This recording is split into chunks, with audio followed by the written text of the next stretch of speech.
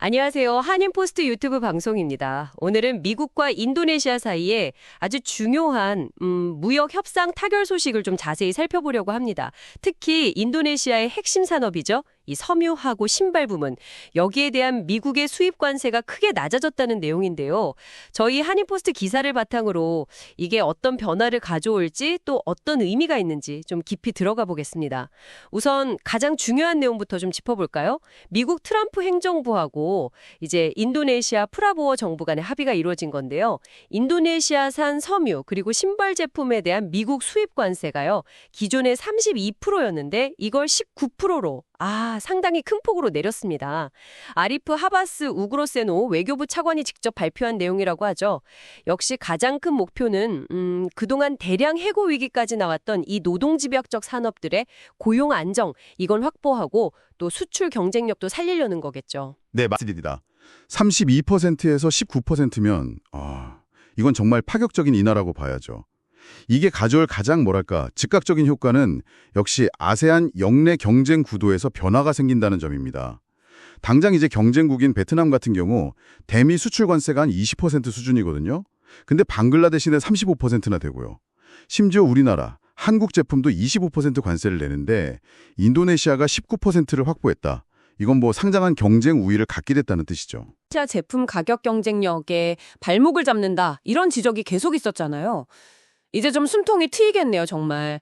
기사에서 보니까 구체적인 예시도 있던데요. 예를 들어서 인도네시아 공장에서 한 $20에 만든 신발이요.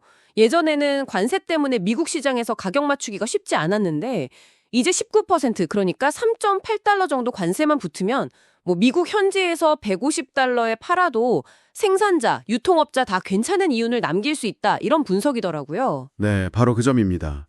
거대 미국 시장에서 가격 경쟁력이라는 아주 강력한 무기를 다시 갖게 된 셈이죠. 그러다 보니까 당연히 인도네시아 산업계 반응도 상당히 좋은 편입니다.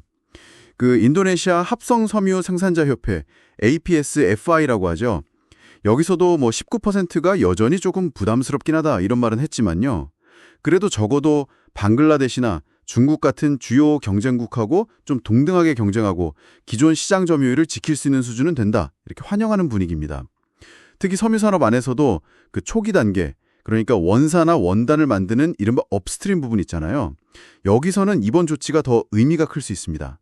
미국 시장에서 25% 관세를 내는 한국하고도 이제 충분히 경쟁해 볼 만하다, 이런 시각이 많아요. 물론 변수는 남아있죠. 아직 미국이 중국 제품에 매기는 관세율, 이게 어떻게 될지 미정이거든요. 이 결과에 따라서 전체적인 판도 또 달라질 수 있습니다. 중국 변수가 아직 남아있긴 하군요.